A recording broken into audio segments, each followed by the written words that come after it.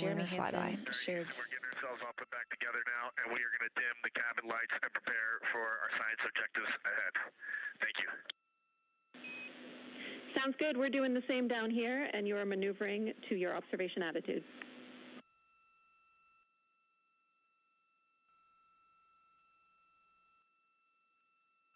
As we pass that Apollo 13 record of the furthest humans to ever fly from Earth at 12:57 p.m. Central Time, 1:57 p.m. Eastern Time, the Artemis II crew shared some poignant words, specifically Canadian Space Agency astronaut Jeremy Hansen.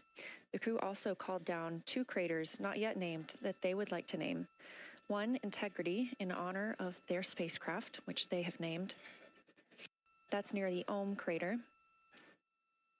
Another near Glushko, which is a bright spot, named Carol, in memory of Reed Wiseman's wife.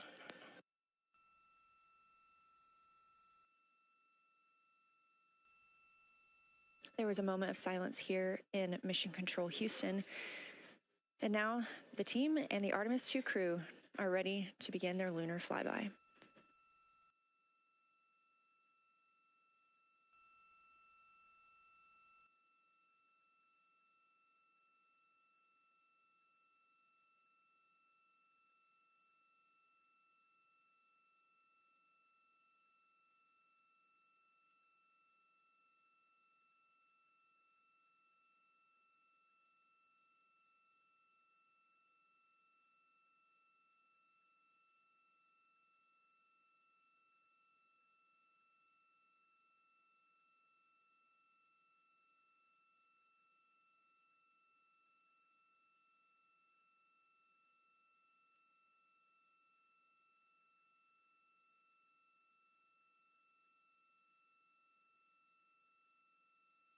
From planet Earth.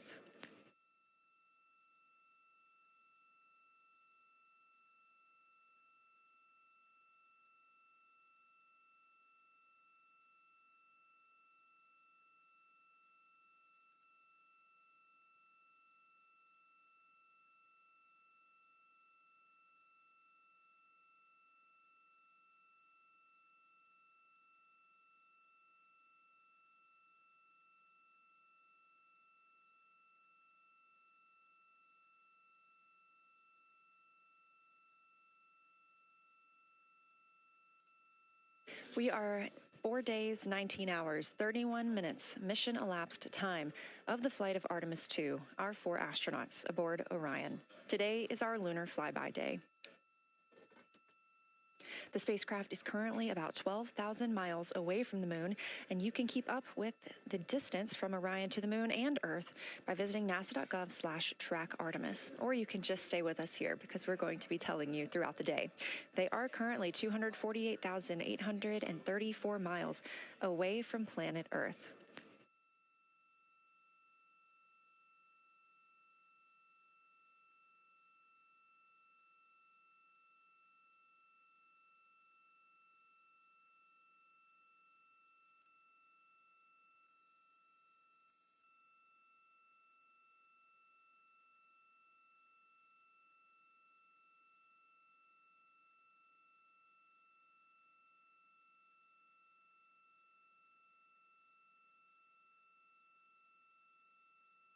Coming up next on the crew's timeline today will be their cabin configuration portion.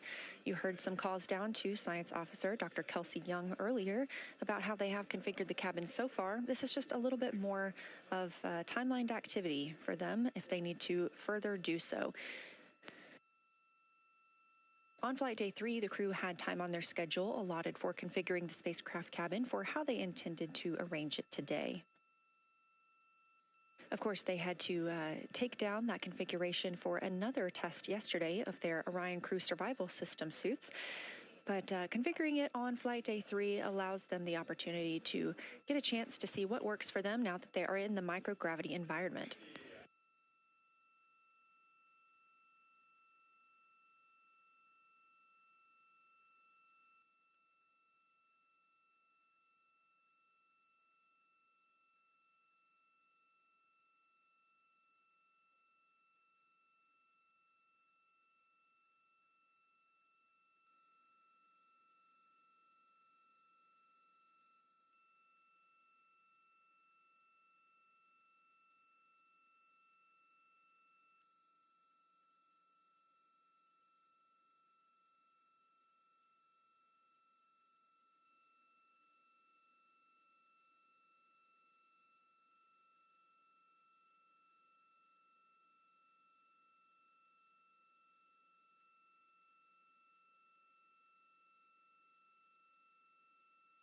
Again, the crew is about to begin their cabin configuration portion of their timeline, though they have been working that already, as well as potentially during their post-sleep period this morning.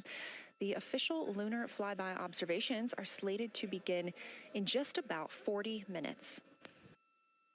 Again, the crew That's when we'll have the crew at the windows photographing the moon, as well as making calls down about what they are seeing already, as well as potentially during their post-sleep period this morning. The official lunar flyby observations are slated to begin in just about 40 minutes. Again, we are live here in Artemis Mission Control for the duration of the flyby. As well as making calls down Currently, about the what Orbit they are 1 seeing flight control team already, is as well on as console. potentially This during room their is staffed post-sleep period 24/7 this from the The time official before lunar the flyby astronauts step observations foot are on the slated to rocket until begin the time in they just about splash 40 down minutes. and are safely recovered in the Pacific Again, we Ocean are on live Flight here in A10. Artemis Mission Control for the duration of the flyby, as well as making calls down Currently, about the what Orbit they are 1 seeing flight control team already, is as on well as console. potentially This during room their is post-sleep staffed period this 24/7 morning. from the The time official before lunar the flyby astronauts step observations foot are on the slated to rocket until begin the time in they just about splash 40 down minutes. and are safely recovered in the Pacific Again, we Ocean are on live Flight here in A10. Artemis Mission Control for the duration of the flyby, as well as making calls down Currently, about the what Orbit they are 1 seeing flight control team already, is as well on as console. potentially This during room their is post-sleep staffed period this 24/7 morning. from the The time official before lunar the flyby astronauts step observations foot are on the slated to rocket begin until the time in they just about splash 40 down minutes. and are safely recovered in the Pacific Again, we Ocean are on live Flight.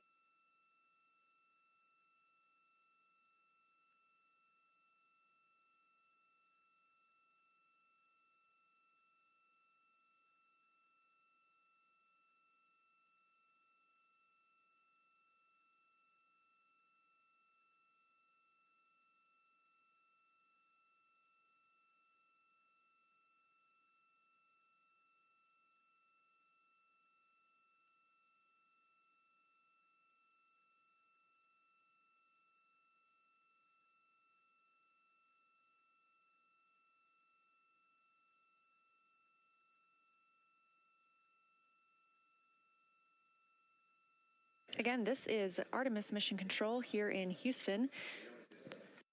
We are now 11,777 miles away from the moon. We did pass the Apollo 13 record of farthest humans away from Earth at 12:57 p.m. Central Time, 1:57 p.m. Eastern Time. That distance, 248,655 statute miles from the Earth, continuing to be exceeded by the crew. They will reach their farthest distance from the Earth around 6:07 p.m. Central Time. At that time, they will be in an LOS, or a loss of signal, with us on Earth, as they'll be flying behind the moon.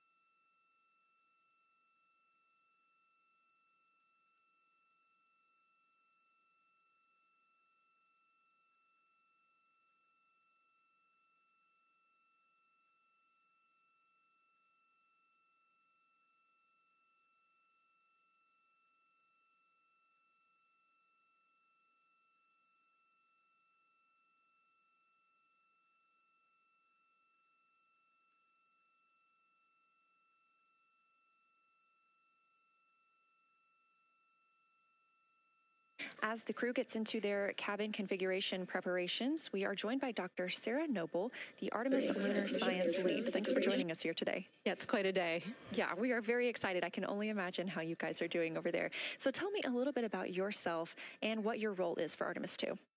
Sure. So I'm the Artemis Lunar Science Lead, so over the entire campaign, and my job is basically to make sure that as we have this big adventure back to the moon, we actually learn new things about the moon. Fascinating. So why is the moon such an important destination today? Yeah, so the moon is a pretty amazing place. It is a great place to learn about basic fundamental processes that happen on like all the planets, like cratering and volcanology. And also it is, part of our Earth-Moon system. And, the Earth recycles its rocks pretty well, right, through plate tectonics and weathering and whatever. Most of the rocks on the Earth are geologically young. But on the moon, we have the entire record that goes back 4.5 billion years since we formed. And so if we really want to learn about what was happening in that period, like the moon is really the only place we can go. We're also thinking about going back to the moon, and we want to go to the lunar South Pole. So what makes that such an interesting destination? Yeah, the South Pole is cool, right? It's far away from the places we went during Apollo. It's different kinds of rocks there, some of the oldest rocks on the moon. It's also a place where we think there might be resources like water. There are craters that really never can see the sun because of the low sun angles there, and they get very cold. And we think that water and other things can build up in those craters, and so we're very interested to see what that might do for us. I'm very interested as well. So for some of our viewers who might be new to this, what does lunar science look like during an Artemis mission? Yeah, it's pretty exciting for us as we have sort of built this from scratch to try to understand how we can